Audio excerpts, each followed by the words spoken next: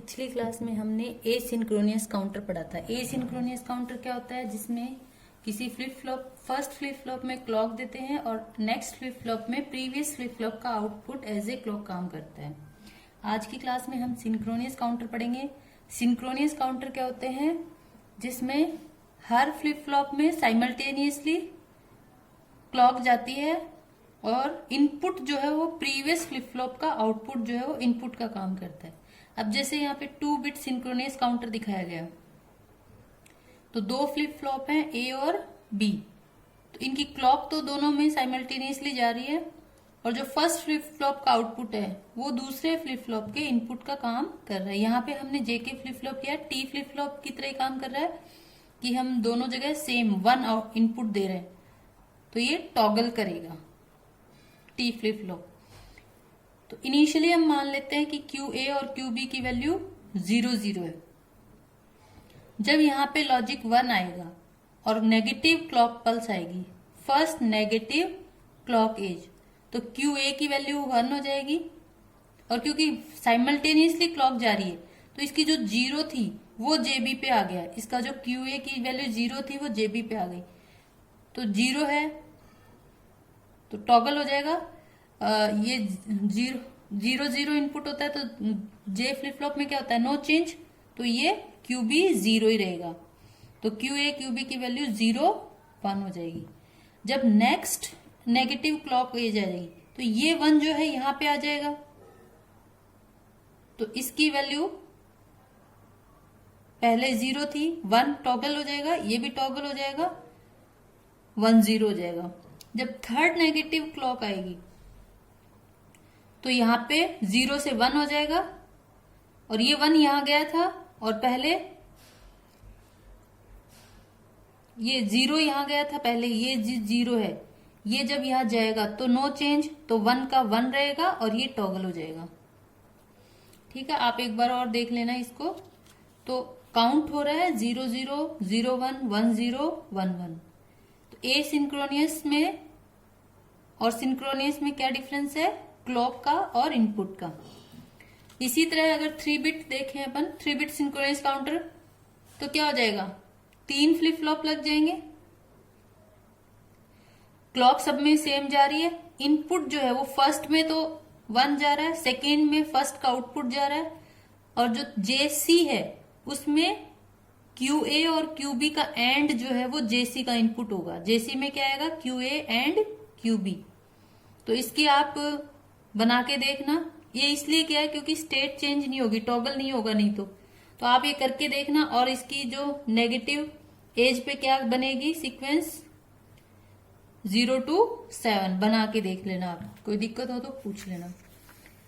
4 bit synchronous counter देखें तो उसमें भी वैसा ही है, एक और फ्लिप फ्लॉप लग जाएगा और हर बार क्या होगा? जो प्रीवियस थे उनका आउटपुट एंड होके इनपुट आ जाएगा। यहाँ पे 2 ही थे प्रीवियस में, अब जैसे जेडी अगर अपन ले तो प्रीवियस के पीछे के 3 Q A Q B Q C तीनों एंड होके जेडी में आ जाएंगे। ये है अपना सिंक्रोनियस काउंटर। इनकी अगर हम टाइमिंग डायग्राम बनाएंगे तो बिल्कुल वैसे ही टाइमिंग डायग्राम होंगे जो एसिंक्रोनियस के, सेम काउंट कर रहे हैं। अब हम देखते हैं मॉडुलो एंड सिंक्रोनियस काउंटर। तो इसके 4 स्टेप हैं। पहले तो अपन number of flip flop decide करेंगे, ट्रुथ टेबल लिखेंगे और फिर ट्रुथ टेबल से अपन के मैप से सिंप्लीफाइड करके फिर अपन टाइमिंग डायग्राम और लॉजिक डायग्राम बनाएंगे। 4 स्टेप्स हैं। तो पहले देखते हैं modulo 5 synchronous counter. Modulo 5 0 to 4 count करेगा, 0 to 4। तो 3 बिट लेनी पड़ेंगी। 3 बिट से कितने होंगी? अपने पास 8 होंगे कॉम्बिनेशन, तो 0 to 4 तक तो अपना वैलिड है स्टेट। एक चीज और, ये इसमें अगर अपन स्टेट बताएं 0 0 0 0 0 1 0 1 1 1 0 0, अगर 0 0 में है तो क्लॉक पल्स आने पे किस पे चला जाएगा? 1 पे। 1 में है तो 2 पे, 2 पे है तो 3 पे, और 3 पे है तो 4 पे। लेकिन अगर इसमें अब 5 आता है तो वो उसी स्टेट में जाएगा 0 0 में। 6 आता है तो भी 0 0 में, 7 आता है तो भी 0 0 में। तो अपन इसकी प्रीवियस स्टेट, प्रेजेंट स्टेट और नेक्स्ट स्टेट लिखें। QA QBC प्रेजेंट स्टेट है, QA1 +1 +1 +1 B+1 C+1 ये नेक्स्ट स्टेज है। तो अगर वो 0 0 में है तो एक क्लॉक पल्स आने पे कहाँ चला जाएगा? 0 0 1 में, 1 में है तो 2 में, 2 में है तो 3 में, 3 में है तो 4 में। अब 4 में है तो नेक्स्ट आएगी तो वो 0th में चला जाएगा, क्योंकि मोड 5 ले रहे अपन 0 to 4। अब अपने पास फ्लिप फ्लॉप है 3 बिट है तो 3 फ्लिप फ्लॉप होंगे। Flip flop A B C, 2 input JA KA, JB KB, JC KC। अब हमें पता है कि जब J फ्लिप फ्लॉप में 0 0 होता है तो नो चेंज होता है। उसकी ट्रुथ टेबल देखना फ्लिप फ्लॉप में, वापस रिपीट भी करते रहना सारी पीछे की चीजें। 0 0 होगा तो नो चेंज, 0 1 होगा तो 0, 1 0 होगा तो 1, मतलब J वाला। सेम होंगे, 0 0 पे नो चेंज, 1 1 पे टॉगल, और डिफरेंट होंगे तो जो J पे इनपुट है वही। अब हम अगर JA का देखें कि J में इनपुट क्या आएगा, कहाँ 1 1 है ये।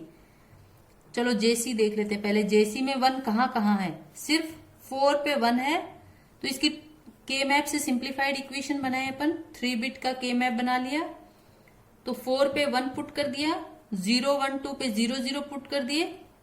अच्छा, ये कैसे आया अपना कि ये QC और QC+1 JC KC के कारण आ रहे हैं।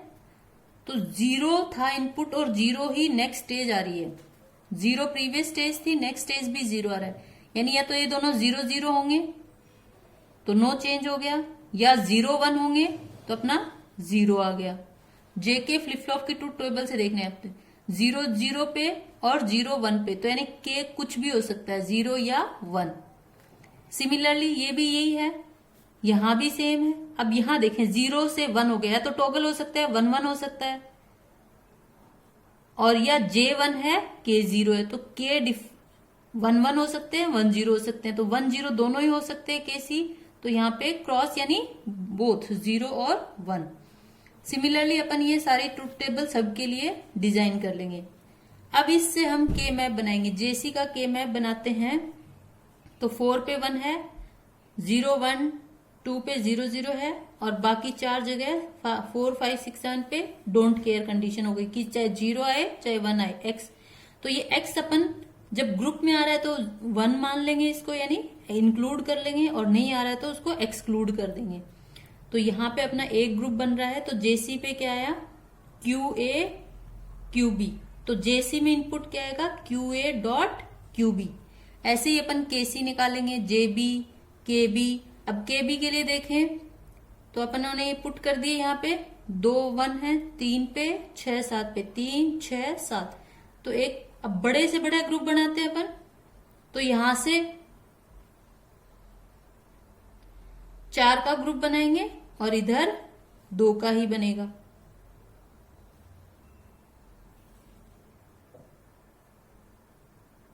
एक सेकेंड,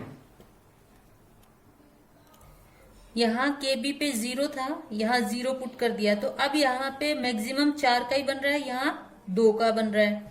तो KB की वैल्यू होगी QA प्लस QB QC। तो इस तरह हम सारे KA KB JA JB KC JC 6 variables हैं, 6 के इनपुट के लिए इक्वेशन डिजाइन कर लेंगे, और फिर अपन इसका बना देंगे सर्किट डायग्राम। तो ये K मैप से आए हैं कि जो JA KA में कह रहा है QC बार, J में कह रहा है QC बार, तो ये QC बार जो है वो JA में इनपुट जा रहा है। KA में आ रहा है 1, K में A में 1 आ रहा है, और KC में 1 आ रहा है, तो यहाँ 2 में 1 इनपुट कर दिया। ऐसे ही JB में क्या आ रहा है? QC बार QA, QC का बार जो आ रहा था और QA का एंड जो है वो JB में जा रहा है, ठीक है, इस तरह हम ये सर्किट डिजाइन कर लेंगे। फ्लिप फ्लॉप 3 ही है। अब JA, JB, JC में क्या इनपुट जा रहे हैं वो अपन ट्रुथ टेबल के हिसाब से के मैप से इक्वेशन निकाल लेंगे। अब हम देखते हैं इसकी टाइमिंग डायग्राम। तो QA जो है ट्रुथ टेबल के हिसाब से देखें कहां तक जाएंगे ये। अब ये नेगेटिव एज पे आ गया,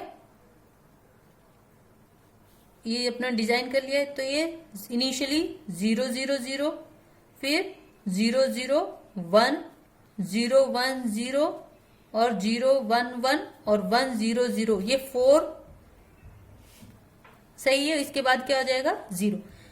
हमें पता है कि ये टाइमिंग डायग्राम पहले भी अपन देख चुके हैं मोड 5 एसिंक्रोनस काउंटर पे, वही है।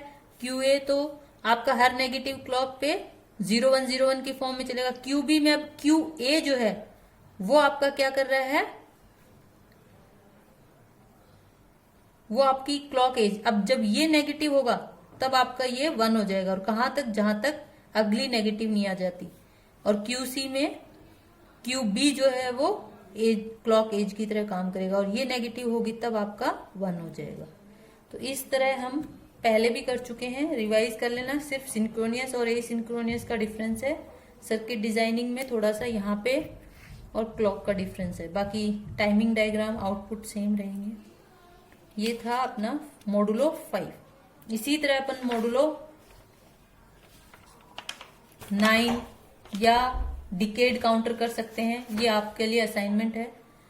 अगला है अपना ring counter.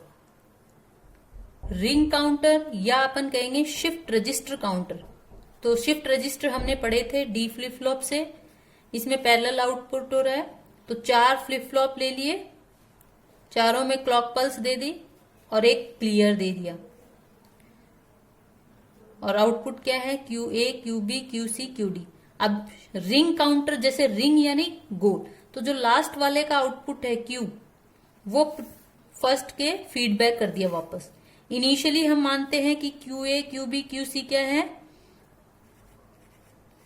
QA, QB, QC और QD क्या है 0 0 0। इनिशियली हम 1 मानते हैं कि QA1 1 है। इनिशियली अपन क्या मानते हैं, QA, QB, QC, QD क्या है 1 0 0 0। अब क्या है, डी फ्लिप फ्लॉप है, डी में तो सिर्फ डेटा ट्रांसमिट होगा आगे की तरफ, तो जब क्लॉक पल्स आएगी। और ये अब ये इसमें क्या डिफरेंस है कि पॉजिटिव एज क्लॉक पे पल्स पे काम करेंगे। रिंग काउंटर और जॉनसन काउंटर जो है वो ही 2 हैं जो कि पॉजिटिव एज क्लॉक पे काम करेंगे। बाकी सारे जितने भी काउंटर किए हैं वो नेगेटिव क्लॉक एज पे काम कर रहे थे। तो यहां से इनपुट फीड जा रहा है, तो यहां इसका डेटा ट्रांसमिट करता है। D0 था, QD भी 0 हो जाएगा, तो ये 0 आ जाएगा, और ये 1 यहां ट्रांसफर हो जाएगा। तो अगली क्लॉक पल्स में क्या आ जाएगा 0 0 1 0।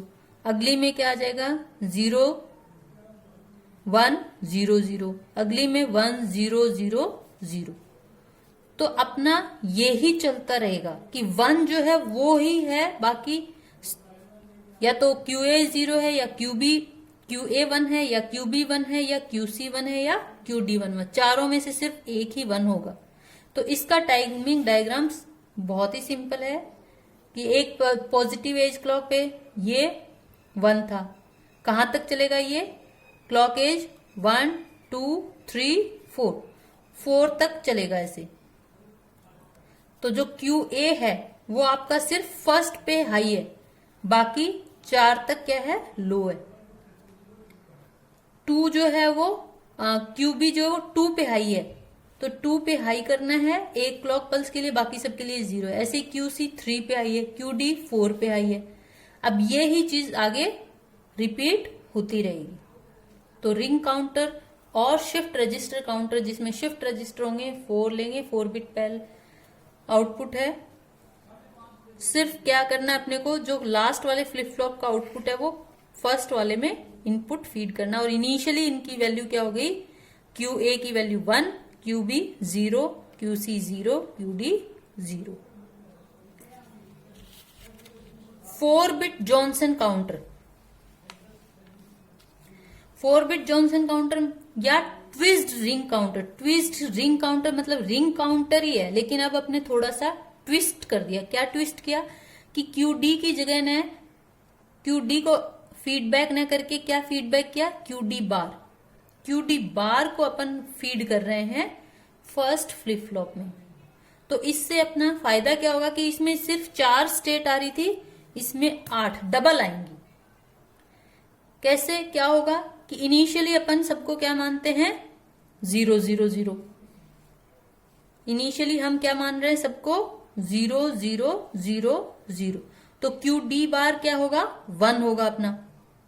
इनिशियली हमने सबको क्या मान लिया, 0 0। तो QD बार क्या होगा अपना, 1 होगा। इनिशियली क्या होगा अपना, सारे क्या होंगे, 0 0। QA QB QC QD सारे क्या हुए, 0 0। अब ये अपना 1 आ रहा है QA, तो QA में 1 हो जाएगा, बाकी सारे 0 0। अब यहां 0 था, ये हमेशा 1 ही रहेगा जब तक कि ये 1 यहां नहीं आ जाता। जो QA 1 हो गया, अगली क्लॉक पल्स में ये QB 1 हो जाएगा और ये 1 ही रहेगा, क्योंकि अपना ये क्या रहेगा, 1 रहेगा, क्योंकि यहां 0 था। QD क्या था, 0 था, तो ये 1 रहेगा।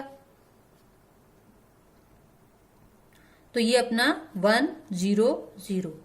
अब ये आगे खिसकते जाएंगे, यहां 1 आ गया, तो ये भी 0 रहेगा, यहां 3 1 हो गए। अब ये जब इधर खिसकेगा, ये 0 अभी, तो यहां पे क्या आ जाएगा, 1 1 1 1।